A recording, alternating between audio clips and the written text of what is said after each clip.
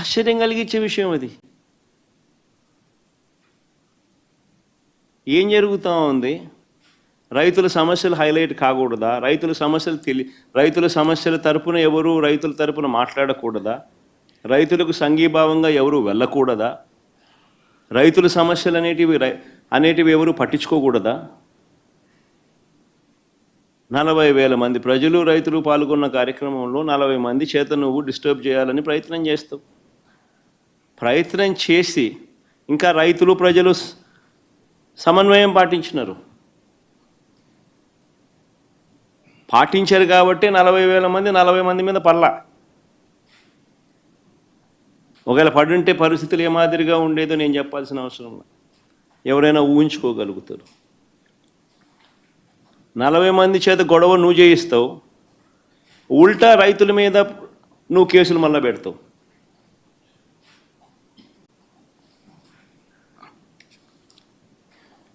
నేను అడుగుతా ఉన్నా చంద్రబాబు నాయుడు గారిని, ఎందుకు ఇంత భయపడతా ఉన్నావు? ఎందుకు ఇంత అసహనం అని అడుగుతా ఉన్నా చంద్రబాబు నాయుడిని. ఈరోజు రాష్ట్రంలో ఏ పంటకు గిట్టుబాటు ధర రాని పరిస్థితిలో రైతు ఈరోజు వ్యవసాయం చేస్తూ ఉన్నాడు. వరి కొనుగోళ్లకు సంబంధించి రైతు 300 రూపాయలు తక్కువ రేటుకు ధాన్యం మొన్న అమ్ముకోవాల్సిన పరిస్థితి దళారులకు. చంద్రబాబు నాయుడు గారి పుణ్యాన వరి దగ్గర నుంచి మిరప, పత్తి, జొన్న, కందులు, మినుములు, పెసులు, మొక్కజొన్న, సజ్జలు, రాగులు, వేరుశెనగ, అరటి, చీని, కొక్కో, ఇప్పుడు పొగాకు, మామిడి కూడా,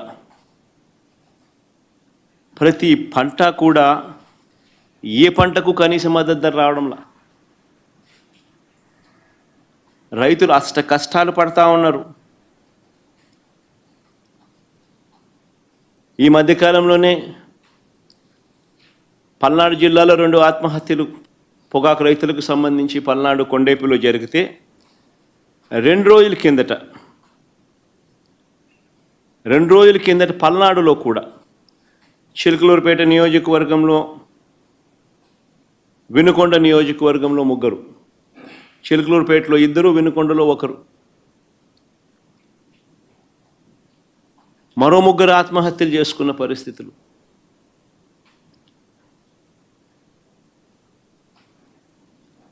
ప్రకాశం జిల్లాలో మన కళ్ళ ఎదుటే ఒక 2 ఆత్మహత్యలు జరిగితే మరో 3 ఆత్మహత్యలు కళ్ళ ఎదుటే కనిపిస్తూ ఉన్నాయి. అయినా కూడా ఈ ప్రభుత్వం పట్టించుకునే పరిస్థితి లేదు. అయినా కూడా రైతులకు తోడుగా నిలబడే కార్యక్రమం అంతకన్నా జరగడం లేదు. ప్రజల సమస్యల పట్ల ఎవరైనా కూడా గొంతు విప్పితే చాలు చంద్రబాబు నాయుడు గారు నోట్లో నుంచి వచ్చే మాటలు ఏ స్థాయిలో ఉన్నాయనంటే భూస్థాపితం చేస్తాడట.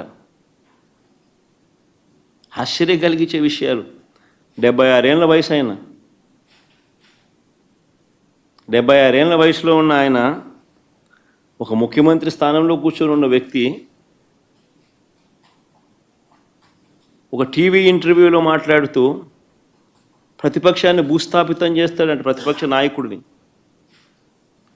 నాయకుడు పేరెత్తి ఆయన ప్రతిపక్ష నాయకుడిని భూస్థాపితం చేస్తాడంట. ఆ ఎల్లో మీడియాకి సంబంధించిన ఓనర్, ఆ టీవీ ఓనర్ ఒకడు అడుగుతాడు, ఎప్పుడు భూస్థాపితం చేస్తామని.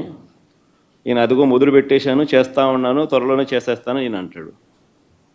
ఆశ్చర్యం. 76 ఏళ్ళ ముసలాయనైనా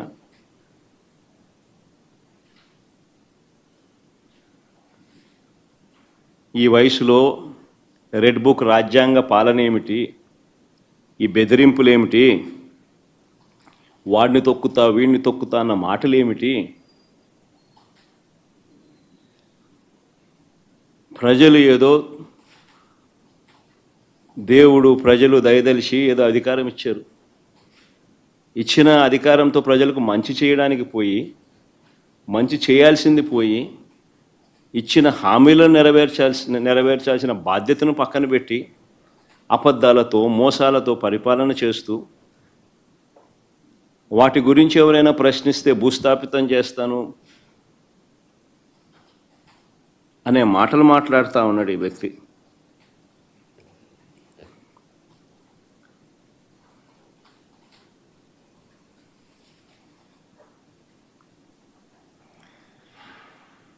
ఈ చంద్రబాబు నాయుడు గారి పాలనలో అసహనం అనేది ఏ స్థాయిలోకి పోయింది అని అంటే,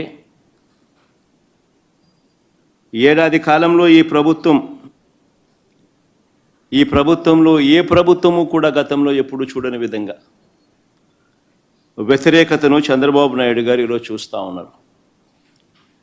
ఇందులో దీని నుంచి డైవర్ట్ చేసేందుకు, ప్రజల సమస్యలు ఎవరైనా గొంతెత్తి విప్పితే ఆ గొంతును నలిపేందుకు ఏడాది కాలంగా మా పార్టీ నాయకులపై చంద్రబాబు నాయుడు గారు పెడతా ఉన్న తప్పుడు కేసులు నిజంగా చూస్తే ఆశ్చర్యం కలిగిస్తాయి. ఎవరు గలం విప్పినా కూడా గలం విప్పకూడదు అనే ఉద్దేశంతో, విప్పనివ్వకూడదు అనే ఉద్దేశంతో తప్పుడు కేసులు పెడతా ఉన్నారు, టాపిక్లు డైవర్ట్ చేస్తూ ఉన్నారు. ఈ తప్పుడు కేసుల సాంప్రదాయాన్ని మరింతగా కొనసాగిస్తూ మొన్న కరెక్ట్గా నా ప్రోగ్రాంకు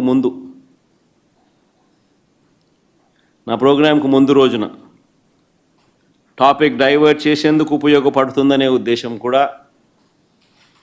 ఒక కారణం. రెండో కారణం, గొంతు నొక్కాలి ఎవరైనా కూడా తనకు వ్యతిరేకంగా మాట్లాడితే అన్న కారణం రెండోది. చెవిరెడ్డి భాస్కర్ రెడ్డిని అరెస్ట్ చేయడం నిజంగా ఆశ్చర్యం కలిగించే విషయం. అసలు భాస్కర్ని అరెస్ట్ చేసిన తీరుని చూస్తే అసలు ఇంతకుముందు మీరంతా కూడా చూస్తూ ఉన్నారు. సంవత్సరం నుంచి ఏ రోజన్నా కానీ భాస్కర్ పేరు లిక్కర్లో ఎక్కడన్నా కనిపించిందా, వినిపించిందా? ఎవడన్నా విన్నాడా? ఎవడన్నా ఎప్పుడన్నా విన్నాడా?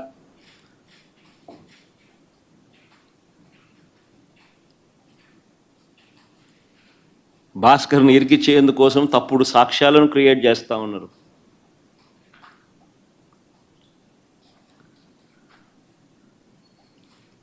ఆశ్చర్యం కలిగించే విషయం ఏంటంటే, భాస్కర్ గన్మెన్ను అంటే పోలీస్ కానిస్టేబుల్ను పిలిచి భాస్కర్కు వ్యతిరేకంగా లిక్కర్ స్కామ్ ఏదో ఉంది అని, ఆ లిక్కర్ స్కామ్లో తాను ఏదో ఇన్వాల్వ్ అయి ఉన్నాడని, ఆ లిక్కర్ స్కామ్లో తాను డబ్బులు ఏదో ఉన్నాయని కానిస్టేబుల్తో స్టేట్మెంట్ ఇప్పించుకునే ప్రయత్నం చేస్తే ఆ గన్మెన్, ఆ కానిస్టేబుల్ ఎవరైతే ఉన్నారో ఆ గన్మెన్, ఆ కానిస్టేబుల్ ఇలాంటి తప్పుడు స్టేట్మెంట్లు నేను ఇయ్యలేను అన్నందుకు తనను కొట్టి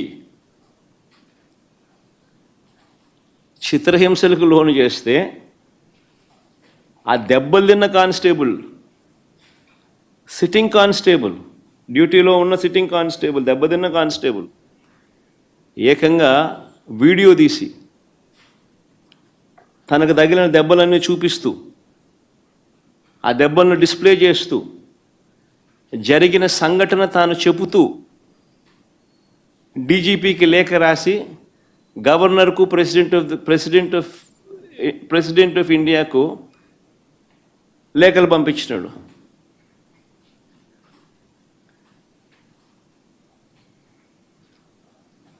కోర్టులో కేసు వేసినాడు. నిన్న ఆ కేసు హియరింగ్ కూడా వచ్చింది.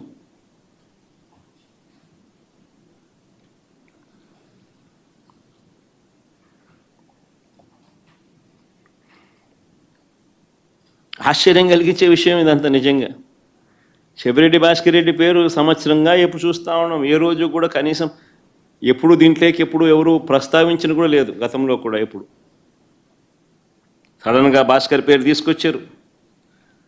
ఇప్పుడు సడన్గా భాస్కర్ను ఇరికిచ్చేదానికోసం సడన్గా ఒక కొత్త క్యారెక్టర్, ఇంకొక కానిస్టేబుల్ ఉంది, గిరి అని ఇంకొకరిని తీసుకొచ్చినాడు. అంటే ఒకడు విన్నాడు, ఒకడు వినలా. గిరి అని ఇంకొక కానిస్టేబుల్ తీసుకొచ్చాడు. ఆయనతో, గిరి అనే వ్యక్తితో భాస్కర్ మాట్లాడినాడంట. ఆబ్వియస్లీ తన దగ్గర ఉన్న గన్మెన్ ఎవడైనా కూడా మాట్లాడతాడు. ఎక్కడికి పోతున్నావు, వస్తున్నావా, ఎక్కడున్నావు, నువ్వు వస్తున్నావా, ఎప్పుడు వస్తున్నావు, ఏం చేస్తున్నావు, నేను ఇక్కడికి పోతున్నావు, నువ్వు ఎక్కడున్నావు, ఏదో మాట్లాడి ఉంటారేమో. మామూలు సహజంగానే జరుగుతాయి. మన మాదిరి నా మాదిరి ఇంతమంది గన్మెన్లు ఉండరు కాబట్టి, ఉండేది ఒకరికో ఇద్దరు ఒకడో ఉంటాడు కాబట్టి, వీళ్ళు ఎక్కడికైనా పోయేటప్పుడు వీఐపీ పోయేటప్పుడు నువ్వేడుండవు స్వామి, నువ్వు వస్తున్నావా, వస్తే ఇద్దరం కలిసిపోదామని చెప్పి మామూలుగా ఎవడైనా మాట్లాడుకుంటారు.